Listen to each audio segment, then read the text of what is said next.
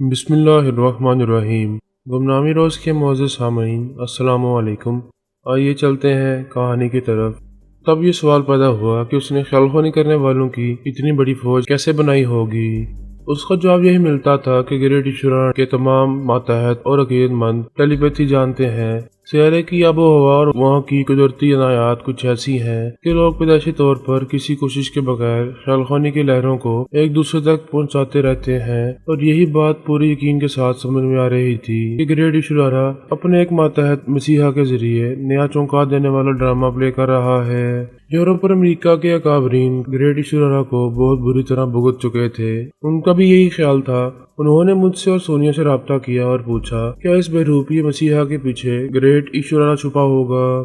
سونیا نے کہا بے شک وہ نافرمانی کرنے والے جاگیرداروں، سرمایہ داروں اور حکمرانوں کو سزائیں دینے اور ہلاک کرنے کی باتیں کر رہا ہے۔ سخت سیکیورٹی کے باوجود وہ خیال خوانی کے ذریعے ہی مطلوبہ نافرمان افراد کو ہلاک کرے گا۔ تم سب ہزار کوششوں کے باوجود اسے انتقامی کارروائیوں سے باز نہیں رکھ سکو گے۔ پھر تو اس کے بے شمار ٹیلی پیتھی جاننے والے تم لوگوں کو بھی ٹریپ کریں گے۔ ہم معلوم کرنا چاہتے ہیں تم سب کیسی کیسی حفاظتی تدابیر پر عمل کر رہے ہو۔ ہم اس سے خوفزدہ نہیں ہیں۔ ہماری پوری زندگی بے شمار خیال خوانی کرنے والوں سے نمٹتے ہوئے گزری ہے، پھر بھی احتیاطاً کچھ دنوں کے لیے بابا صاحب کے ادارے میں جا رہے ہیں۔ پہلے اس اجنبی مسیحا کی اچھی طرح اسٹڈی کریں گے، معلوم کریں گے اس کے پیچھے کیسی قوت کار فرما ہے اور گریٹ ایشورانہ خود کو کب تک ظاہر کرنے والا ہے۔ تمام حالات کا جائزہ لینے کے بعد ہم بابا صاحب کے ادارے سے باہر آئیں گے۔ ایک اعلیٰ حاکم نے کہا میڈم آپ اپنے فیملی ممبران اور تمام مسلمان ٹیلی پیتھی جاننے والوں کے ساتھ محفوظ رہیں گی۔ آپ سے درخواست ہے ایسے وقت ہماری مدد فرمائیں۔ ہمارے درجنوں اکابرین اور بے شمار صنعت کار ایسے ہیں جن کی سلامتی ہمارے ملک اور ہماری قوم کے لیے بہت ضروری ہے۔ ہمارے پاس ٹیلی پیتھی جاننے والے ان سب کو تحفظ فراہم نہیں کر سکیں گے۔ میں نے کہا ہماری طرف سے 2 ٹیلی پیتھی جانے والے تم سے رابطہ رکھیں گے، تمہارے کام آتے رہیں گے۔ ان کے علاوہ تمہارے اپنے 2 ٹیلی پیتھی جانے والے ہیں جو پابندیوں سے آزاد رہ کر گمنامی کی زندگی گزار رہے ہیں۔ میں بھی ان سے کہتا ہوں وہ بھی تمہارے کام آئیں گے۔ میں نے ٹفکئی اور وائس مین سے رابطہ کیا۔ اگرچہ وہ میرے تابعدار نہیں تھے لیکن میری عزت کرتے تھے اور میری بات مانتے تھے۔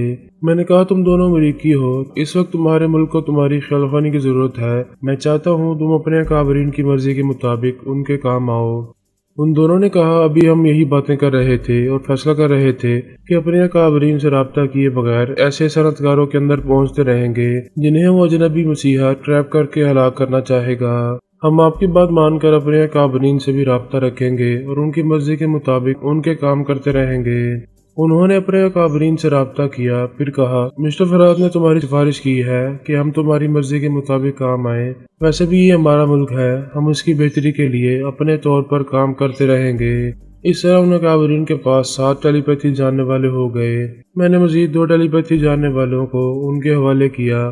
سونیا نے کہا ہم پہلے بھی تم سب سے بھرپور تعاون کرتے رہے ہیں، مگر برا وقت ٹلنے اور مطلب پورا ہونے کے بعد تم لوگ جس ضلالت اور کمینگی کا ثبوت دیتے ہو اسے ہم کبھی نہیں بھولتے۔ اس کے باوجود اس برے وقت میں تمہارے کام آ رہے ہیں۔ پاکستان میں صنعتیں برائے نام ہیں۔ بین الاقوامی سطح پر شہرت حاصل کرنے والی چند صنعتیں فیصل آباد میں ہیں۔ وہاں کے ایک ٹیکسٹائل مل اونر ملک افتخار احمد سے میری اچھی خاصی جان پہچان تھی۔ وہ اس اجنبی مسیحا کے احکامات کی تعمیل نہیں کرنا چاہتا تھا۔ اپنے مل کے تیار کردہ کپڑے کی قیمت گرانے سے اسے کروڑوں روپے کا نقصان پہنچنے والا تھا۔ اس نے اپنے طور پر سیکیورٹی کے سخت انتظامات کیے تھے۔ یہ طے کیا تھا کہ آئندہ چند ہفتوں تک اپنے رشتہ داروں سے بھی ملاقات نہیں کرے گا۔ ایک چھوٹی سی کوٹھی میں رہے گا۔ وہاں سیکیورٹی گارڈز دن رات مستعد رہا کریں گے، کسی کو اندر آنے کی اجازت نہیں دیں گے۔ وہ نہیں جانتا تھا دشمن خیال خوانی کے ذریعے اس کے دماغ میں پہنچ جائے گا۔ میں اسے سمجھانا نہیں چاہتا تھا کہ ٹیلی پیتھی کیا ہوتی ہے اور وہ کس طرح اجنبی مسیحا کی انتقامی کارروائی کا شکار ہو سکتا ہے۔ میں نے طے کر لیا تھا کہ چپ چاپ اس کے دماغ میں جاتا آتا رہوں گا اور بوقت ضرورت اسے تحفظ دینے کی پوری کوشش کروں گا۔ ویسے میرا خیال تھا وہ مسیحا پہلے دنیا کے بڑے بڑے ممالک کے بڑے بڑے صنعت کاروں کی طرف توجہ دے گا، پاکستان جیسے چھوٹے سے ملک کے صنعت کاروں سے بات میں نمٹے گا۔ دوسرے دن شام 6 بجے پھر دنیا کے تمام ٹی وی چینلز ناکارہ ہو گئے۔ 1 منٹ کے بعد ہی وہ اجنبی مسیحا نظر آنے لگا۔ وہ کہہ رہا تھا اے لوگوں، ہر روز شام 6 بجے سے 7 بجے تک اس دنیا کے تمام ٹی وی چینلز میرے قبضے میں رہیں گے۔ ساری دنیا صرف مجھے دیکھے گی اور میری باتیں سنے گی۔ پھر اس نے اپنی مٹھی فضا میں بلند کرتے ہوئے کہا، اس طاقت کا حکم ہے کہ تمام جاگیردار اور صنعت کار اپنے اپنے ملک کے ٹی وی اسٹیشن پہنچ جائیں، مجھے مخاطب کر کے اعلان کریں، کم سے کم الفاظ میں یہ بتائیں وہ میرے حکم کی تعمیل کر رہے ہیں یا نہیں۔ جو انکار کرے گا وہ اپنے اس ٹی وی اسٹیشن سے زندہ واپس نہیں جائے گا۔ تمام دنیا والے اس کی موت کا نظارہ ٹی وی اسکرین پر دیکھیں گے۔ میں سب سے پہلے انگلینڈ کے ایک علاقے برمنگھم میں پہنچ رہا ہوں۔ وہاں کے تاجروں سے کہتا ہوں وہ بھی پون گھنٹے بعد 7 بجے ٹی وی اسٹیشن میں آ کر اپنے مال کی قیمتیں کم کرنے کی خوشخبری سنائیں۔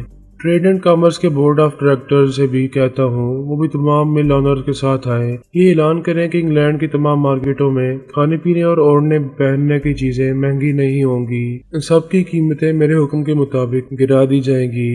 وہ آہستہ آہستہ دوسری طرف گھومتے ہوئے بولا، اگر 7 بجے کے بعد یہ لوگ ٹی وی اسکرین پر دکھائی نہ دیے، انہوں نے میرے احکامات کی تعمیل نہ کی، تو اے دنیا والو، تم سب اپنے اپنے ٹی وی آن رکھنا، میں تمہیں ان کی موت کا نظارہ دکھاؤں گا۔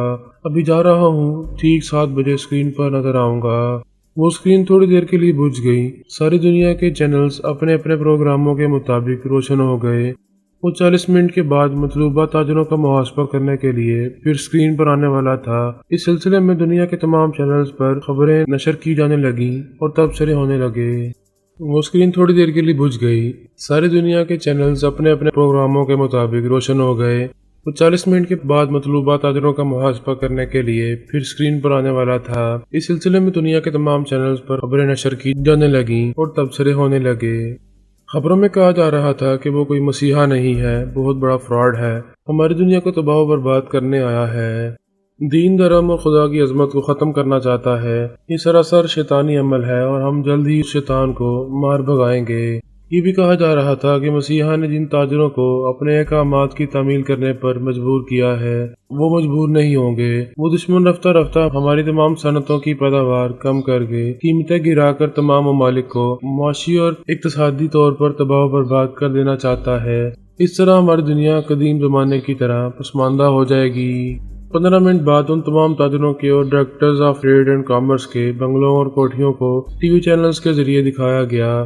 وہاں ہر طرف مسلح آرمی موجود تھی۔ کہا جا رہا تھا یہاں سیکیورٹی کے انتظامات ایسے سخت ہیں کہ کوئی چیونٹی بھی رینگتی ہوئی اندر نہیں پہنچ پائے گی۔ دوسرے تاجروں کو بھی یقین دلایا جا رہا تھا اور حوصلہ دیا جا رہا تھا کہ وہ مسیحا ان کی طرف موت بن کر نہیں آ سکے گا، کیونکہ اس دنیا میں وہ ٹرانسپیرنٹ بن کر آتا ہے، نہ کسی فرد کو چھو سکتا ہے، نہ کسی پر جان لیوا حملہ کر سکتا ہے، لہذا سرمایہ داروں، جاگیرداروں اور حکمرانوں کو خوفزدہ نہیں ہونا چاہیے۔ میں نے اور سونیا نے گریٹ ایشورا کے متعلق صحیح رائے قائم کی تھی۔ وہی اس مسیحا کے پیچھے یہ سارے تماشے دکھا رہا تھا۔ یہ بیج رفتہ رفتہ کھلنے والا تھا۔ جب وہ اپنے چیلنج کے مطابق کسی نافرمان تاجر کو ہلاک کرنا چاہتا تو سخت سیکیورٹی کے پیش نظر اس کے پاس صرف ایک ہی ٹیلی پیتھی کا ہتھیار ہوتا اور وہ یہی ہتھیار استعمال کرنے والا تھا۔ اب ذہن میں یہ سوال پیدا ہوتا تھا کہ وہ چیلنج کرنے والا ان بنگلوں اور کوٹھیوں کے اندر کیسے پہنچے گا، کیسے وہاں کے حالات معلوم کرے گا۔ ایسے وقت پھر یہ بید کھل رہا تھا کہ اس مسیحا کے پس پشت گریٹ ایشورا موجود ہے۔ اب سے 2.5 برس پہلے اپنے ماتحتوں کے ساتھ غیر معمولی مشینیں لے کر آیا تھا۔ ایسی غیر معمولی مشینوں کی خصوصیات یہ تھی کہ وہ کسی بھی روپوش رہنے والے مطلوبہ فرد تک پہنچا دیتی تھی۔ وہ شخص جہاں بھی ہوتا تھا وہاں کے پورے ماحول کو اسکرین پر پیش کرتی تھی۔ اگر وہ ٹوائلٹ میں ہوتا تھا تو وہ مشین وہاں کا منظر بھی پیش کرتی تھی۔ یہ بتا دیتی تھی کہ مطلوبہ شخص ٹوائلٹ میں یا کسی تہہ خانے میں کہاں چھپا ہوا ہے۔ ہم اس سلسلے میں بڑی مغز ماری کر رہے تھے، ہر پہلو سے غور کرتے ہوئے یہ سمجھنا چاہتے تھے کہ گریٹ ایشورا اپنے سیارے میں ہے، پھر خیال خوانی کے ذریعے یا اپنی غیر معمولی مشینوں کے ذریعے ہماری زمین تک کیسے پہنچے گا۔ آواز کی یا خیال خوانی کی لہریں کشش شکل تک محدود رہتی تھیں۔ جہاں زمین کی کشش ختم ہوتی تھی وہیں آواز کی یا خیال خوانی کی لہریں بھی دم توڑ دیتی تھیں۔ غیر معمولی مشین کی کارکردگی بھی اس کشش سے باہر رہ کر زمین تک نہیں پہنچتی تھی۔ پھر سوال پیدا ہوتا تھا گریٹ ایشورا کس طرح اپنے خیال خوانی کرنے والے ماتحتوں کو اور مشین کی کارکردگی کو زمین پر اپنے مطلوبہ افراد تک پہنچائے گا۔ اس کا جواب یہی سمجھ میں آتا تھا کہ اس نے زمین کی کشش کے اندر خلائی اسٹیشن قائم کیا ہے، وہاں سے خیال خوانی کی لہروں کو اور اپنی مشین کی کارکردگی کو زمین تک پہنچانے والا ہے۔ وقت گزرنے کے ساتھ ساتھ ہمارے اندازے درست ثابت ہو رہے تھے۔ اب سے 2.5 برس پہلے سونیا نے گریٹ ایشوریا کو دنیا سے بھاگنے پر مجبور کر دیا تھا۔ اس کی تصویریں ہماری غیر معمولی مشین میں محفوظ ہو گئی تھیں۔ وہ جب بھی عرضی دنیا میں واپس آتا تو ہم اس کی شہر تک پہنچ جاتے، لہذا وہ ایک طویل عرصے تک واپس نہیں آیا۔ ہماری دنیا کو تسخیر کرنے کے دوسرے راستے تلاش کرتا رہا۔ اب اس نے یہ راستہ اپنایا تھا۔ ہمیں یہ باتیں بعد میں رفتہ رفتہ معلوم ہوتی رہیں کہ وہ اپنے تابع دار مسیحا کو خلائی اسٹیشن کے ذریعے ہماری دنیا میں بھیجتا رہا۔ اس کا خلائی اسٹیشن زمین کی کشش کے اندر ہی رہتا تھا۔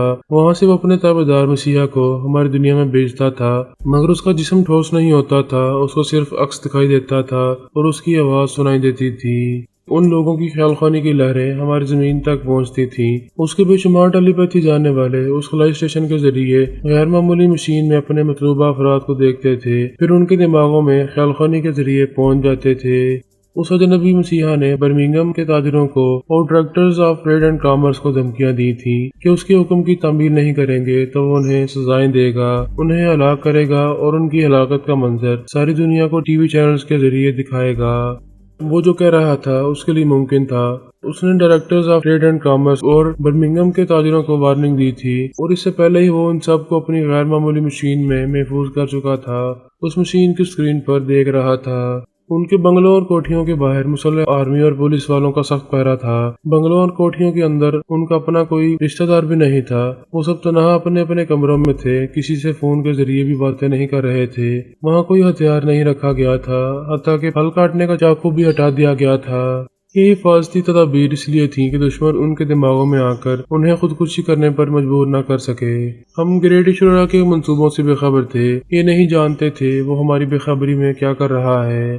اس نے تو بہت پہلے ہی یہ طے کر لیا تھا کہ برمنگھم کے تاجروں کو اور directors of trade and commerce کو نشانہ بنائے گا، لہذا انہیں دھمکیاں دینے سے پہلے ہی اپنا اہلکار بنا کر ان کے گھروں میں تباہی کا اور موت کا سامان پیدا کر چکا تھا۔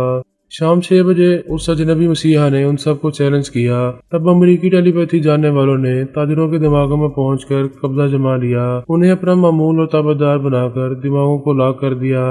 اس طرح ان کا خیال تھا کہ دشمن ٹیلی پیتھی جاننے والے سخت سیکیورٹی کے انتظامات کو توڑ کر وہاں تک نہیں پہنچ پائیں گے۔ اس اجنبی مسیحا نے کہا تھا وہ شام 7 بجے کے بعد ٹی وی پر نظر آئے گا اور جو اس کا حکم ماننے سے انکار کرے گا اسے سزائیں دے گا۔ 7 بجے کے بعد دنیا والوں کو اور خاص طور پر اس مسیحا کو خبریں سنائی جا رہی تھی۔ یہ کہا جا رہا تھا کہ ٹیکسٹائل ملز سے تیار ہونے والے کپڑوں کی قیمت گرانے کے لیے پہلے مشینوں کی قیمتیں کم کرنی ہوں گی۔ وہ مشینیں لاکھوں اور کروڑوں روپے کی آتی ہیں، مزدوروں کو لاکھوں روپے تنخواہیں دی جاتی ہیں، ایک مل کو قائم رکھنے اور پروڈکشن کو جاری رکھنے کے لیے کروڑوں روپے خرچ ہوتے رہتے ہیں۔ اتنے بھاری اخراجات کے پیش نظر کپڑوں کی قیمتیں گرائی جائیں گی تو مزدوروں کو ان کی مطلوبہ تنخواہیں نہیں دی جا سکیں گی، مہنگی مشینیں خریدی نہیں جا سکیں گی اور نہ ہی معیاری کپڑے تیار کیے جا سکیں گے۔ اس طرح تمام ملیں بند ہو جائیں گی۔ ایسے وقت وہ مسیحا دنیا کے تمام ٹی وی چینلز کے ذریعے دکھائی دینے لگا۔ جب پہلی بار اسکرین پر نظر آیا تھا تو اپنے ٹھوس جسم کے ساتھ تھا، لیکن اس پر ٹرانسپیرنٹ دکھائی دے رہا تھا۔ وہ کہہ رہا تھا میں نے کپڑوں کی قیمت گرانے کو کہا ہے، اب ہم یہ نہیں جانتے کہ کتنی دولت خرچ کرنے کے بعد بڑی بڑی ملیں قائم ہوتی ہیں۔ وہ اس بات میں سارے لا کر بولا، ہاں عوام نہیں جانتے، میں جانتا ہوں۔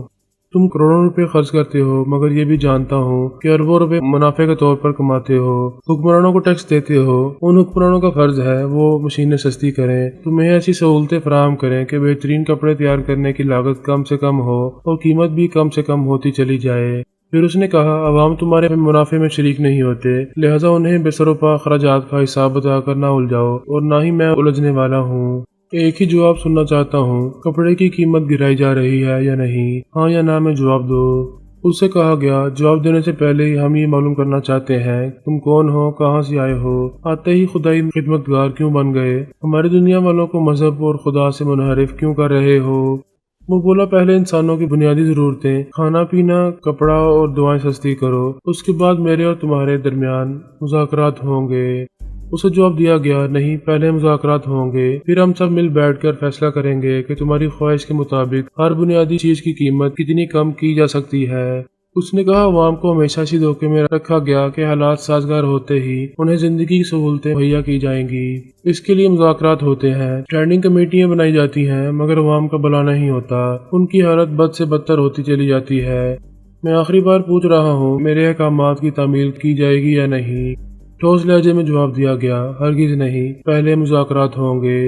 उस अजनबी मसीहा ने दुनिया वालों को मुखातिब करते हुए कहा, ऐ लोगो, तुम सब गवाह हो, ये तुम्हारा भला नहीं करना चाहते, तुम्हें जिंदगी की सहूलतें नहीं देना चाहते, इसलिए मैं सजा दे रहा हूँ। अब देखो कि जिन लोगों को सजा देने वाला हूँ, उन नाफरमानों को जिंदा सलामत रखने के लिए हुक्मरानों ने कैसे कैसे सख्त हिफाजती इंतजाम किए हैं। उसकी बात खत्म होते ही स्क्रीन जरा देर के लिए बुझ गई, फिर रोशन हो गई। अब वो बंगले और कोठियां बारी बारी दिखाई दे रही थी, जिनके अंदर बर्मिंघम के ताजिरों को, directors of trade and commerce को छुपा कर रखा गया था।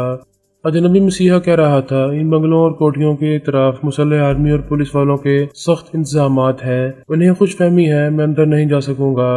अरे मैं तो क्या, सारी दुनिया वाले इन बंगलों और कोठियों के अंदर अभी पहुंचेंगे। देखो वहाँ वो मुनाफाखोर किस तरह छुपे हुए हैं। दूसरे ही लम्हे में मंजर बदलने लगा।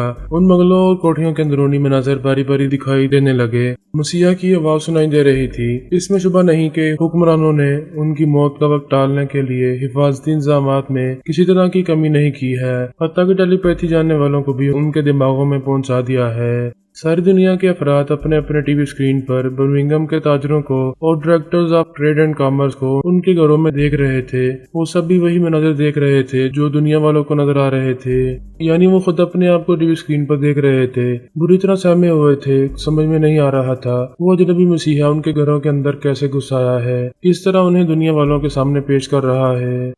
वो मसीहा कह रहा था, डरते रहो, परेशान होते रहो, अपने हुक्मरानों से गिड़गिड़ा कर कहते रहो कि वो किसी और तरह तुम्हारी हिफाजत करें। स्क्रीन पर एक मुट्ठी फिजा में बुलंद हुई, फिर उसकी आवाज सुनाई दी, ताकत, इस ताकत को मान लो, मौत तुम्हारी दहलीज पार करके घरों में घुस आई है। तुम सब बर्मिंघम के मुख्तलिफ बंगलों और कोठियों में हो, लेकिन सबको बेवक्त वक्त मौत आएगी। मुल्कुल मौत तुम्हारे पास पहुँच कर मुतमिन है। थोड़ी देर बाद ही तुम्हारी रूहें कब्ज करेगा। तब तक माफी की गुंजाइश है। तौबा करो, कान पकड़ो, हाथ जोड़ो और मेरी इताअत कबूल कर लो। कल सुबह होते ही अपनी अपनी मिलों से तैयार होने वाले कपड़ों की कीमतें गिरा दो।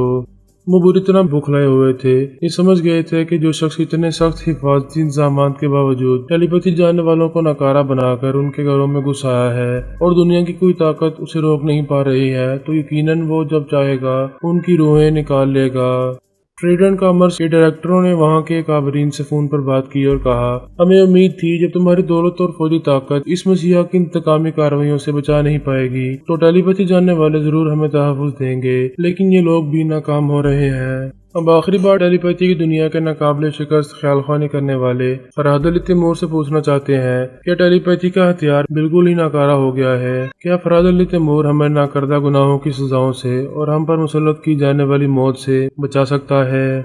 मैंने और मेरे तमाम टेलीपैथी जानने वालों ने फ़ोन के जरिए तमाम डायरेक्टर्स से कहा, हमारी दुनिया के बड़े बड़े तजुर्बाकार साइंसदान और माहिरीन अभी तक इस अजनबी मसीहा को अच्छी तरह समझ नहीं पाए हैं। उसकी ताकत का सही अंदाजा नहीं किया जा रहा है। अगर तुम्हारे तमाम मुकाबरीन की तरह मैं भी ये कहूँ कि उसके अहकामात की तामील ना करो, वो तुम्हें जान से नहीं मारेगा, तो ये सरासर हमाकत होगी। उस अजनबी मसीहा ने अब तक जिस कदर अपनी ताकत का मुजाहरा किया है, उससे ये साबित हो रहा है कि वो किसी वक्त भी तुम लोगों की जान ले सकता है। इन हालात में मेरा मशवरा यही है, उस अजनबी शख्स के अहकामात की तामील करो। बाद में हम देखेंगे उससे किस तरह मुज़ाकरात किए जा सकते हैं और अपनी दुनिया को उसकी फिरौनी कुव्वतों से किस तरह बचा सकते हैं।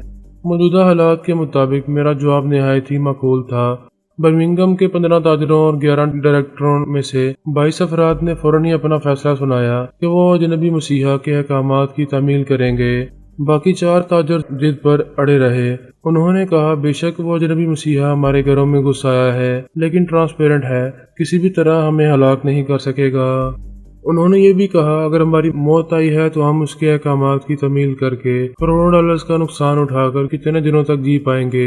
आज नहीं तो कल मरना ही है। हम अपने असूलों पर डट कर रहेंगे और अपनी जान दे देंगे।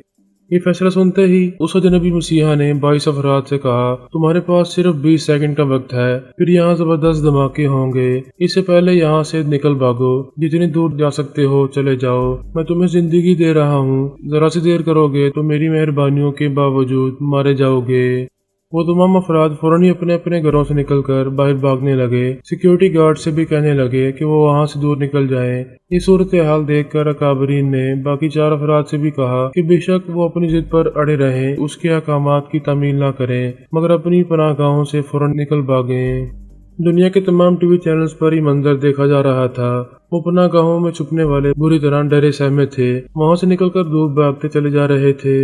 मुसल्ह आर्मी और पुलिस वाले भी वहां से दूर होते जा रहे थे। ठीक 20 सेकंड के बाद सारी दुनिया ने उन पनाह गाहों में लर्जा खेज धमाके होते देखे। दूर दूर तक भड़कते हुए शोले और धुएं के बायस टीवी स्क्रीन तारीक होती दिखाई दे रही थी। फिर एक मुट्ठी फिजा में बुलंद होती दिखाई दी। फिर उसकी आवाज सुनाई दी, ताकत, ऐ लोगों देखो मैं क्या हूँ, आइंदा क्या कर सकता हूँ। जिन लोगों ने मेरे अहकामात की तामील करने का वादा किया था, उन्हें सजाए मौत नहीं दी, मौत से पहले ही जिंदा सलामत रहने का मौका दे दिया। लेकिन वो 4 ताजे जिन्होंने मेरे अहकामात से इनकार किया, वो भी अपनी पनाहगाहों से निकलकर भाग रहे हैं। तुम उन्हें स्क्रीन पर देख रहे हो। देखो क्या वो इस मौत से भाग सकते हैं जो मैं उन पर मुसल्लत कर चुका हूँ। वो कह रहा था और सारी दुनिया देख रही थी। वो चारों मुख्तलिफ सिमतों में भाग रहे थे और मुख्तलिफ सिमतों से आने वाली गोलियां उन्हें मौत के सामने औंधे मुंह गिरा रही थी। उन्हें हलाक करने वाले आर्मी और पुलिस के मुसल्लह सिपाही थे। वो हैरान हो रहे थे, परेशान होकर कह रहे थे, हमें कुछ खबर नहीं है कि हमने क्यों उन पर गोलियां चलाई हैं। ये बात आसानी से समझ में आ गई कि उन्हें टेलीपैथी के जरिए ट्रैप किया गया था। उस अजनबी मसीहा के ख्यालखनी करने वालों ने जरा सी देर के लिए आर्मी और पुलिस वालों को अलाकार बनाकर उन 4 नाफरमान ताजरों को मौत के घाट उतार दिया था।